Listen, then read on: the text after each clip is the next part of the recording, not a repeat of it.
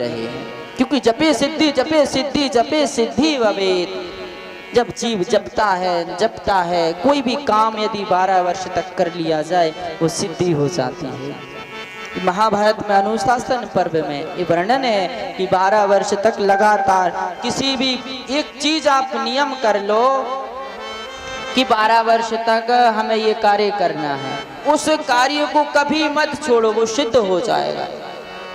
नियम कर लो कि 12 वर्ष तक ठाकुर जी शंकर जी को 1 लोटा जल इतने बजकर इतने मिनट पे चढ़ाना है, बस केवल जल चढ़ाना है। आप 12 वर्ष तक वो जल चढ़ाते रहिए, 12 वर्ष तक वो जल आपका सिद्ध हो जाएगा। अब उतने टाइम पर जब आप ठाकुर जी को जल चढ़ाओगे, जो कुछ कहोगे, जो कुछ स्मरण करोगे, वो स्वतः पूर्ण हो जाएगा।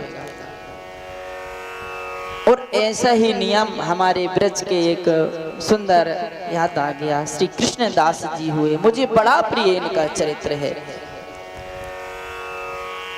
रोज नंद भवन जाते हैं, ठाकुर जी को माला, नित्य नियम है 12 वर्ष ठाकुर जी को माला पहनाएंगे। केवल माला पहनाने जाते हैं और उनके मन में इच्छा एक ही है, केवल एक इच्छा है।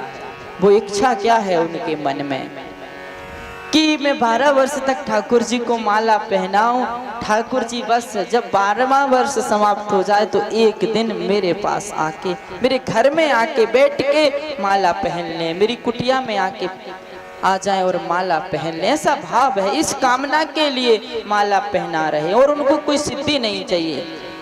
श्री कृष्णदास बाबा कुटिया में निवास करते हैं, नित्य नंदगांव जाते हैं, स्मरण करते हैं ठाकुर जी का, ठाकुर जी के लिए माला लेकर जाते हैं। ठाकुर जी को बड़ी सुंदर माला लेकर जाते हैं, पहनाते हैं। पहनाते पहनाते 2 साल हो गए। 2 साल बाद बाबा कहने लगे, देख लाला आज पूरे 2 साल हो गए, अब ध्यान रखिए धीरे धीरे 12 वर्ष बीत जाएंगे। एक दिन बस इतनी इच्छा है मेरी कि एक दिन मेरे यहाँ आके, मेरे घर में, मेरी कुटिया में आके, मेरे उन भोग लगा के और मेरे कर कमलों से एक बार माला ग्रहण कर लेना, मेरा यही भाव है।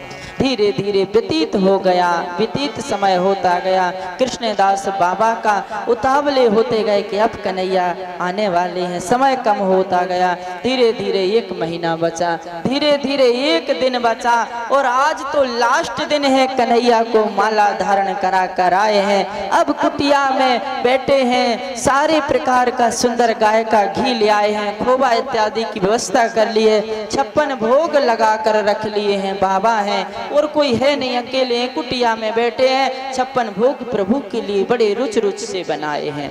माला बढ़िया सुंदर पुष्पों की माला बनाई है ठाकुर जी के लिए। लगे 1-1 मिनट देख रहे हैं कि अब आता होगा कन्हैया, अब आता होगा कन्हैया। क्योंकि 12 वर्ष आग वर्षे, पानी गिरे, कितना तूफान चढ़े, लेकिन बाबा वर्ष सर्दी जुकाम बुखार कुछ भी हो, बाबा ने अपना नियम नहीं तोड़ा। 12 वर्ष तक ठाकुर जी को नित्य नंद भवन में जाकर माला पहना कर आते हैं। ऐसे कृष्णदास बाबा हैं। अब कन्हैया की बाट देख रहे हैं कि आएगा, क्योंकि मेरी इच्छा कोई ज्यादा बड़ी नहीं है, इतनी ही इच्छा है कि कन्हैया बस मेरे घर आ जाए और मेरे हाथ से माला पहन ले। समय देख रहे हैं, ठीक है अभी नहीं आया, अच्छा सोच रहे मन में, मन को समझाने के लिए, अच्छा अभी माखन का भोग लगा रहा होगा, मंगला करके आएगा। मंगला का समय हो गया, अच्छा मंगला हो गई होगी, अब स्नान कर रहा होगा, श्रृंगार करके रहे हैं बाबा। 9 भी बज गए, आरती भी हो गई, श्रृंगार आरती। अच्छा चलो अब सहचरियों सखियों के साथ, ग्वाल वालों के साथ निकल गया होगा कहीं घूमने, चलो 12 बजे आएगा राजभोग करके। 12 भी बज गए, चलो लाला सो गया होगा, राजभोग करके 4 बजे आएगा। अपने मन को बार बार समझाते हैं। ठाकुर जी से इतनी दृढ़ता है, इतना प्रेम है, प्रतीक्षा है प्रभु की, कृष्ण दर्शन लालसा।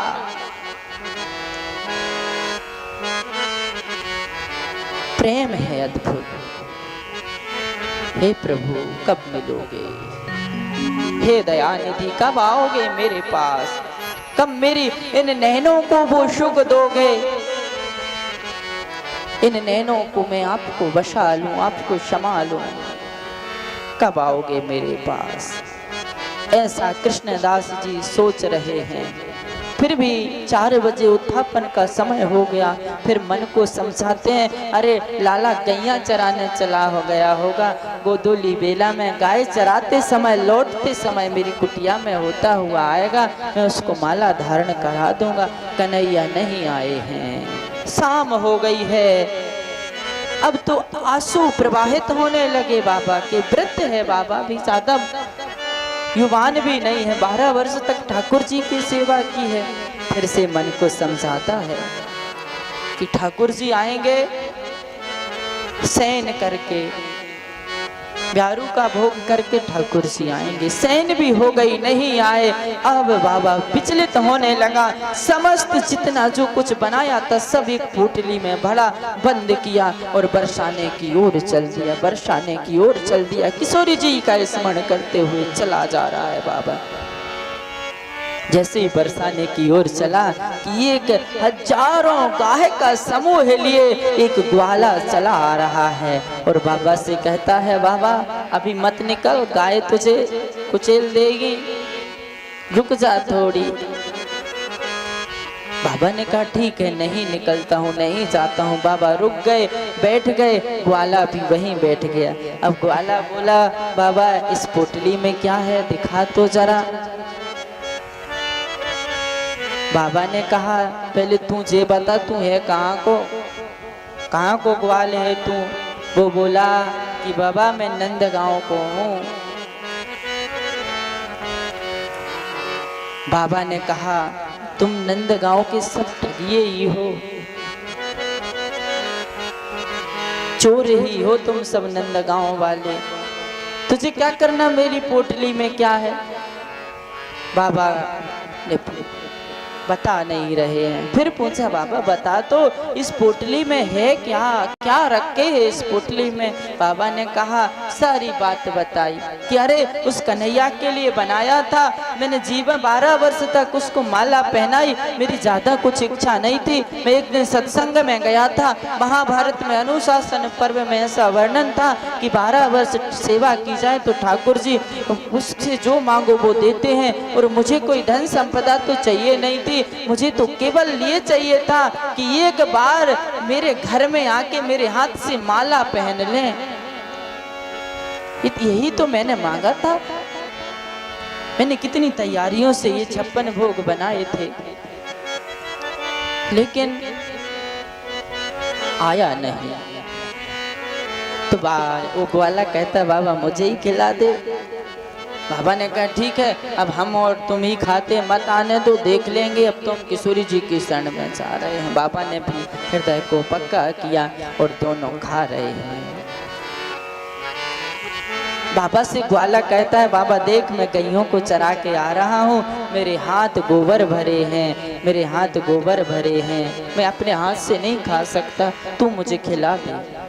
बाबा ने 56 भोग खोले हैं और उस ग्वाले को खिला रहे हैं। जैसे ही ग्वालों को खिला रहे और खिलाते खिलाते उसी ग्वाल से मोर वृक्ष प्रकट हो गया, मोर का मुकुट प्रकट हो गया, कानों में कुंडल प्रकट हो गए, घुंघराले बाल प्रकट हो गए और सुंदर नटवर बपू कन्हैया प्रकट हो गए। बोले भक्त वत्सल भगवान की जय।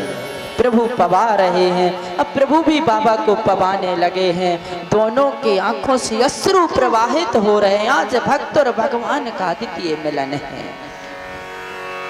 साक्षात प्रभु हैं इस ब्रजधाम में। वृंदावन समझने का विषय है।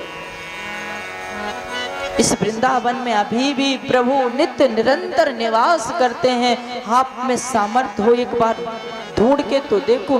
कभी आपने ढूंढने का प्रयास किया? सच बताना, किसी ने प्रभु को यहाँ आके ढूंढा?